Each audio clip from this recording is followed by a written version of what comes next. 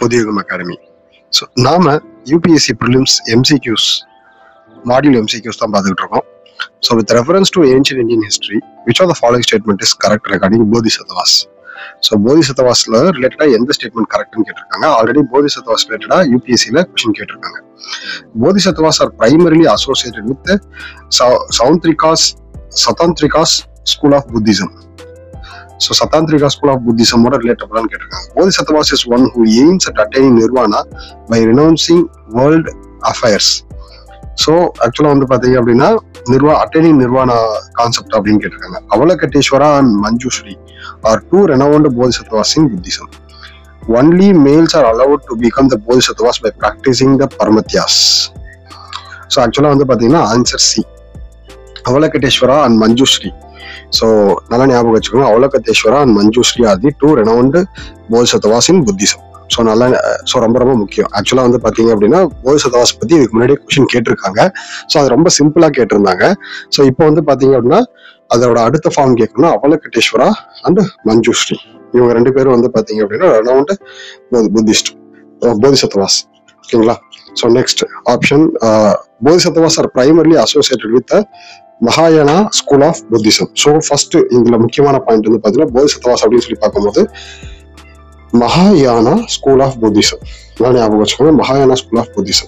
The Mahayana belief that which was originally propagated by Mahasanghikas sect holds that every sentinel can be aspiring of Buddhahood and progressive towards thoughts, various stages, spiritual developments as a Bodhisattvas. So actually Bodhisattvas அப்படிங்கிறது வந்து பார்த்தீங்க அப்படின்னா before attaining nirvana, அதாவது நிர்வாணம் attain பண்றதுக்கு முன்னாடி நிர்வாணாவை தள்ளி போடுறவங்க தான் போதிசத்வாஸ். சரிங்களா? In contrast, the Satantrika sect belongs to Hinayana tradition, does not emphasize the Bodhisattvas idea. So நல்லா பாருங்க, இங்கேயே இதுலயே இன்னொரு பாயிண்ட் இருக்கு. மகாயானா தான் போதிசத்வாசை பத்தி பேசுது, ஹீனாயனா போதிசத்வாசை பத்தி பேசுறது இல்லை. ஸோ அவலகட்டேஸ்வரா மஞ்சுஸ்ரீ தான் வந்து பாத்தீங்கன்னா ஃபேமஸ் போதிசத்வாஸ். போதிசத்வாஸ்னா யாருன்னா அட்டைனிங் நிர்வாணாவை வந்து தள்ளி போடுறது. ஓகேங்களா? Option B is correct. The Bodhisattvas does not renounce the worldly soul in pursuits of personal nirvana. Rather than they are willing to postpone their own liberation. நான் சொன்னேன் இல்லைங்களா, postpone their own liberation to help others attaining it. So ஆக்சுவலா வந்து லாஜிக்கா சொல்லணும்னா இப்போ வந்து நான் வந்து பாத்தீங்கன்னா போதிசத்வாஸ் நான் வந்து என்னால் நிர்வாணம் அட்டைன் பண்ண முடியும், எனக்கு எல்லா நாலேஜும் கிடைச்சிருச்சு. ஆனால் நான் வந்து நிறைய பேருக்கு நான் வந்து நிர்வாணம் அட்டைன் பண்றதுக்கு ஹெல்ப் பண்ணிட்டு அதுக்கப்புறம் நிர்வாணம் அட்டைன் பண்ணிக்கிறேன். அதுதான் வந்து bodhisattvas. Nirvana is not seen merely as a cessation of suffering but as a state of positive bliss and ultimate fulfillment. ஓகேங்களா? Okay. Option C, Manjushri is one of the four greatest bodhisattvas of Mahayana cosmology along with Avalokiteshvara. So Avalokiteshvara, Manjushri. So next வந்து பாத்தீங்க அப்படின்னா கிஷ்டி Garba, Samantha brother.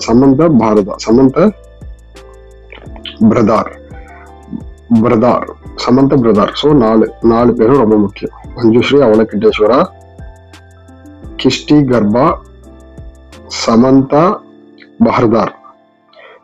So Avalokiteshvara Bodhisattvas is a Bodhisattvas comparisons of who refuse to Nibbon till the enemy gets empatheted into Dhamma.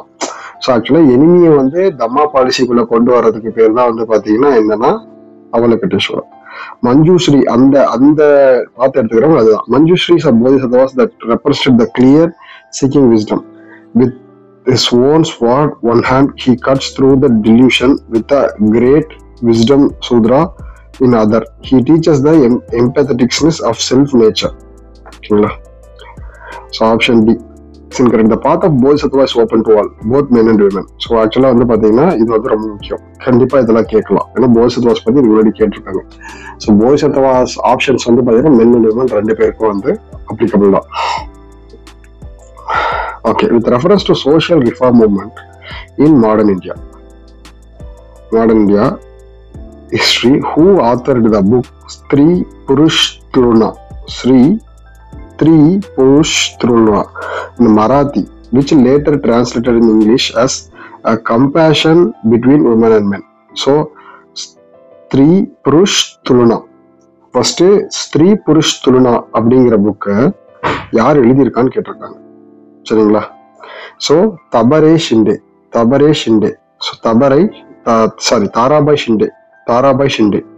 So Tarabai Shinde ரொம்ப முக்கியம். ஆக்சுவலா books and authors வந்து கேட்டே இருக்காங்க. ஸ்திரீ புருஷ் துலுனா தாராபாய் ஷிண்டே. ஸ்திரீ புருஷ் துலுனா தாராபாய் ஷிண்டே. ஓகேவா? Option A is correct. In 1882, Tarabai Shinde, a Marathi woman from Berar, published a pioneer work titled Stri Purush Tuluna, a comparison between women and men. In this, the book, she strongly protested the unequal treatment of women in emerging a colonial society where men are enjoying the rights, opportunities, and benefits of social changes, while women are continued to blamed for the societal evil, remained confined to by traditional norms such as ideal of pati varada, devotion to one husband. So பத்தி வரதா. So இந்த இடத்துல பத்தி வரதானா first என்ன நம்ம தெரிஞ்சிருக்கணும். அதுக்கு முன்னாடி இந்த புக்கும் வந்து நமக்கு முக்கியம். ஸோ ஸ்திரீ புருஷ் துலுனா தாராபாய் ஷிண்டே 1882. ஸோ ஆக்சுவலா வந்து என்னன்னா படிக்கும்போது நமக்கு தெரிஞ்சிருக்கும்.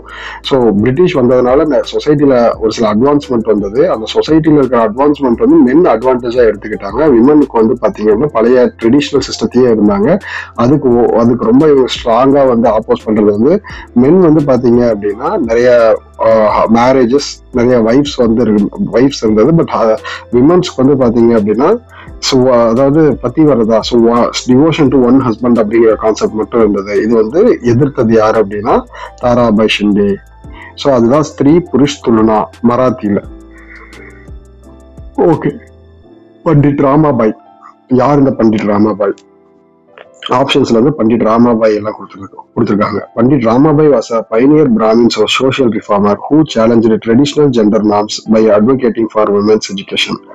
So Pandit Ramabai women's educationகாக advocate பண்ணாங்க. well versed in Sanskrit scriptures, she defied caste boundaries by marrying a Shudra. நல்லா பாத்துக்கோங்க, Tarabai she is a Brahmin married a Shudra. So அவங்க வந்து கேஸ்ட் ஆப்போஸ் பண்ணியிருக்காங்க. So after being a widow, she remained actively in public life. She studied medicine in England, converted to Christianity, and later went to America, raised fund for widows home, which she eventually established in Pune. So first Pandit Ramabai யாரு? ஒரு Brahmin. she is a Sanskrit scripture. So அவங்க வந்து ஒரு Brahmin, but சூத்ராவை கல்யாணம் பண்ணிக்கிட்டாங்க. Later விடோவா means அவங்க husband இறந்து போயிட்டாங்க. ஸோ ஆக்டிவா பப்ளிக் லைஃப்ல வந்து ஈடுபட்டாங்க. ஸோ நெக்ஸ்ட் வந்து இங்கிலாந்துல மெடிசன் படிச்சாங்க, கிறிஸ்டியானிட்டி கன்வெர்ட் ஆனாங்க, அமெரிக்காவுக்கு போனாங்க. விடோ ஹோம் அப்படின்னு சொல்லிட்டு ஒன்று வந்து பார்த்தீங்கன்னா ஃபண்ட் ரைஸ் பண்ணுறதுக்காக யூஎஸ்ஏ போனாங்க. ஸோ விடோ ஹோம் வந்து இப்போ widow home is established by, இங்கெல்லாம் நல்லா தெளிவாக தெரிஞ்சுக்கோங்க. Widow home is established by Pandit Ramabai. Widow home is established by Pandit Ramabai. ஓகேங்களா? Option C, Sarojini Naidu. She is incorrect. So, Sarojini Naidu is a prominent poet who wrote in English and played a significant role in literary circle. So, first Sarojini Naidu வந்து பார்த்தீங்கன்னா prominent poet in English and played a significant role in Indian literacy circle. Her first poetry collections, The Golden Threshold. So, இவங்களும் poem எழுதியிருக்காங்க. இந்த poem பேர் வந்து The Golden Threshold. 1905 was followed by The Bird of Time 1912. 1914 she was selected as fellow of Royal Society of Literature. ஆக்சுவலா நல்லா பாருங்க, சரோஜினி நாயுடு 1914ல Royal Society of லிட்டரேச்சருக்கு வந்து செலக்ட் ஆயிருக்காங்க. Her collections poems were later published in Scepter Flute and The Feather of Dawn, reflected her lyrical style and deep patriotism. Option D is incorrect. Annie Besant played a key role in popularizing Theosophical Society. Annie Besant Theosophical Society in India da. With its headquarters present in Chennai, a strong advocate women educating, she emphasized the need for nationwide movement to educate the girls. So this is generalized statement. Okay. With reference to administration of Delhi Sultanate, which of the following is correct regarding Turka-i Chagalgani? So this is ரொம்ப ஃபேமஸான ஒரு concept, Turkan-i Chahalgani அப்படிங்கிறது. So it was abolished by Ghiyasuddin Balban. It was abolished by Ghiasuddin Balban, who viewed it's a threat to centralized authority. So actually answer வந்து இதுதான். So it was abolished by Ghiasuddin Balban. அப்ப இது யார் introduce பண்ணிருப்பா? Iltutmish introduce பண்ணிருப்பாரு. Option C is correct. Turkan-i Chahalgani is known as group of 40. சாகல்கானினா 40, group of 40. It's also known as group of 40. Was a powerful body of Turkish noble during early Delhi Sultanate period. It played a significant role in shaping the court politics and influencing the succession of rulers. Option A is incorrect. The Takahi Chagalgani was not established by Qutbuddin Aibak, it was established by Iltutmish. So ரொம்ப clear-ஆ சொன்னேன். It was established by Iltutmish 1210 to 1236. So ரொம்ப முக்கியம். Takahi Chagalgani was established by Iltutmish. Okay. Option B is incorrect. Iltutmish established a group of 40 and a council of influenced Turkish nobles who assisted the Sultan in administration. Following Iltutmish's death, the group began widely to be considerable authority, often played a decisive role in the selection and succession of Sultan. So actually வந்து பாத்தீங்கன்னா தர்காஹி சாகல்கானிங்கிறது important decisions இருக்கிறது, சுல்தானை வந்து யார் சுல்தான் next சுல்தான் அப்படின்னு select பண்றது. So it is not associated with provincial administration. So next option C, Ghiasuddin Balban perceived the Chagalgani serious threat to royal authority and abolished it. So Ghiasuddin Balban தான் வந்து பாத்தீங்கன்னா abolish பண்றாங்க. So Takahi Chagalgani was abolished by Ghiasuddin Balban. The Barid Mumalik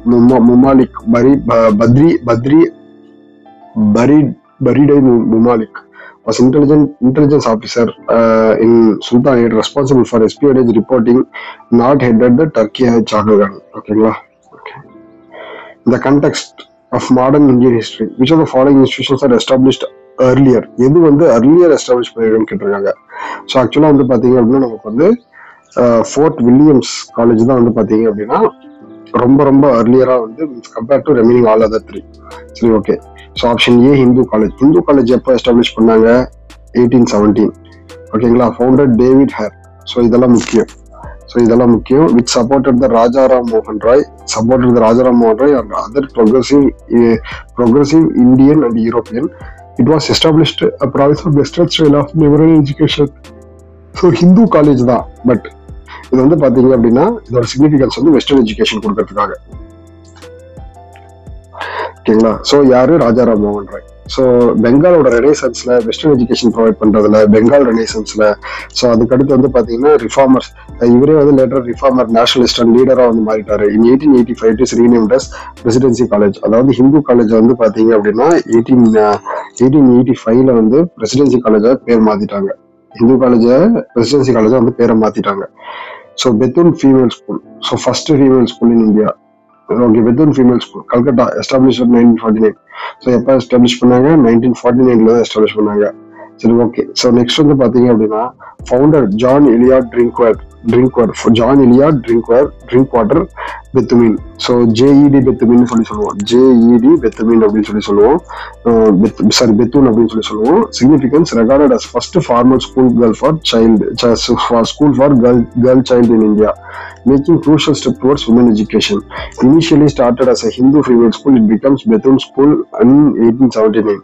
So இதுல தான் வந்து பாத்தீங்கன்னா ரொம்ப pressure அதிகம். 1879. ஓகேங்களா. Madras Labour Union was first trade union of India to be formed on modern lines. Was established by Brahman Pestonij Wadia, that is famously known as B.P. Wadia. So B.P. Wadia was prominent theosophist, social reformer, labor right activist. In 1918, B.P. Wadia, with the support of V. Kalyana Sundaram Mudaliar, established the Madras Labour Union. So Madras Labour Union வந்து பாத்தீங்கன்னா B.P. வாடியாவும் Kalyana Sundaram Mudaliar வந்து 1918ல 1918ல establish பண்றாரு, which is regarded as India's first organized trade union based on modern lines. India's first organized trade union based on modern lines வந்து பாத்தீங்கன்னா Madras union தான். The union was formed to represent the workers of Buckingham and Carnatic's mill in Madras, where labor conditions were extremely poor, with long working force, low wages, lack of job security. ஓகேங்களா. So ஆக்சுவலாக வந்து பார்த்தீங்கன்னா எப்பயுமே ஒரு labour condition, labour இது வந்து join பண்ணுறதுக்கு எப்பயுமே வந்து ஒரு லேபர் யூனியன் ஜாயின் பண்ணணும் அப்படின்னா லேபரோட ப்ராப்ளம்ஸ் நிறைய இருந்திருக்கும், அதை அட்ரஸ் பண்ணாமல் இருந்திருக்கும், அதனால அதை கிரியேட் பண்ணியிருப்பாங்க. BP Wadia served as a first president, while Kalyana Sundaram served as its first vice president. So founder இவங்க தான், ஃபர்ஸ்ட் பிரசிடென்ட் வைஸ் பிரசிடென்ட் இவங்க தான். Narayan Meghaji Lokhande, so M Lokhande UPCPYQ, so often referred as father of Indian labor movement. So Lokande was active, so father of Indian labor movement. First adu therinjukkom, father of Indian labor movement. Lokande was active much earlier, primarily in Bombay during late 19th century. He founded Bombay Mill Hands Association in 1890. So nalla parunga, so Lokande வந்து பாத்தீங்க அப்படின்னா Bombay mill வந்து பாத்தீங்க association வந்து found பண்ணியிருக்கிறாரு. So லோகாண்டே Bombay mill association கண்டிப்பா கேட்பாங்க. So லோகாயுத்வாதின்னு சொல்லிட்டு ஒரு கொஸ்டின் கேட்டிருக்காங்க. அதே மாதிரி லோகாண்டேன்னா ஃபர்ஸ்ட் வந்து அதாவது பாம்பே மில் அசோசியேஷனோட ஃபவுண்டர் வந்து லோகாண்டே. which one of earliest workers and association but not trade union. So இது வந்து அசோசியேஷன், ட்ரேட் யூனியன் கிடையாது. ஸோ இது 1890ஸ்லேயே ஆரம்பிச்சிருக்காங்க, நல்லா பாருங்க. பட் இது வந்து ட்ரேட் யூனியன் கிடையாது, not a trade union. It is an association of modern sense. Is efforts were focused on improving work hours. Same அதே தான். ஸோ அதாவது வந்து பார்த்தீங்க அப்படின்னா ஒர்க்கர்ஸோட கண்டிஷன்ஸை வந்து இம்ப்ரூவ் பண்ணுறதுக்காக தான். பட் இது வந்து அசோசியேஷன், யூனியன் கிடையாது. யூனியன் வந்து பார்த்தீங்க அப்படின்னா ஃபர்ஸ்ட் மெட்ராஸ் லேபர் யூனியன் தான். ஸோ அதுக்கு யார் பிரசிடென்ட்? பிபி வாடியா, கல்யாண சுந்தரம், இவங்க ரெண்டு பேரும் president and vice president. Okay. So but not involving Madras Labour Union. Okay. Sasipada Banerjee. Next, Sasipada Banerjee, a social reformer of Bengal. Sasipada Banerjee worked in 19th century. Was also welfare activist of workers. He established Working Men's Club. So actually, paranga Sasipada Banerjee.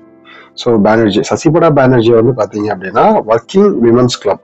So working women's club வந்து establish பண்ணியிருக்காங்க 1870s. இதுவும் ரொம்ப earlier தான். Also editor news paper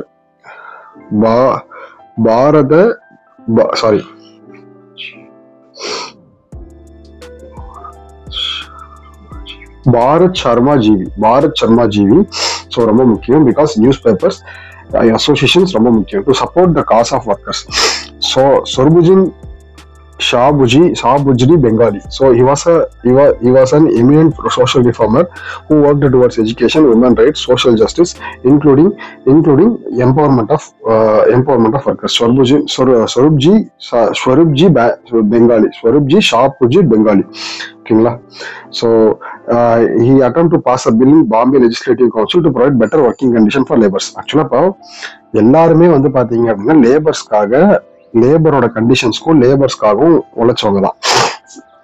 ஓகேங்களா. Consider the following statement regarding recommendations of Simon Commission in 1927. It is discontinued. So Simon Commission in 1927, it discontinued a separate electorate for Muslims in central provincial assemblies.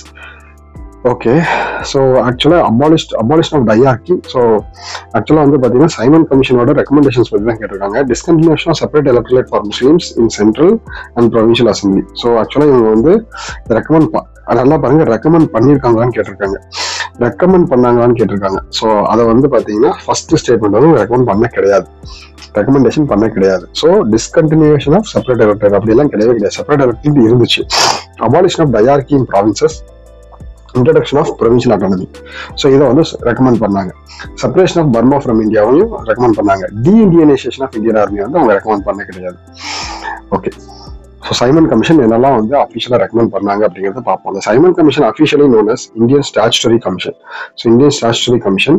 So it was 7-member committee, British Parliamentary Committee set up in 1957 under the chairmanship of Sir John Simon. It was established by British government to review the working of government of India Act 1919. So 1919 GO Government of India Act, that is also known as Montego Claims for Reforms. அதை வந்து பாத்தீங்கன்னா அதை வந்து review பண்றதுக்காக தான் இந்த இதை வந்து ஸ்டார்ட் பண்ணாங்க. What made the commission highly controversial was complex exclusion of Indian members, which led to widespread of boycott of protest. So actually நமக்கு தெரியும் சைமன் கமிஷனே நமக்கு ஃபேமஸா தெரியும், Go Back Simon. So Go Back Simon. ஓகேங்களா. So அதை எதுக்காக go back Simon, so அதாவது வந்து பாத்தீங்க அப்படின்னா இந்தியன்ஸ் ரெப்ரஸன்டேஷன் வந்து அதுல இல்லை, அதனால வந்து பாத்தீங்கன்னா கோபேக் அதை வந்து பாத்தீங்க அப்படின்னா நம்ம வந்து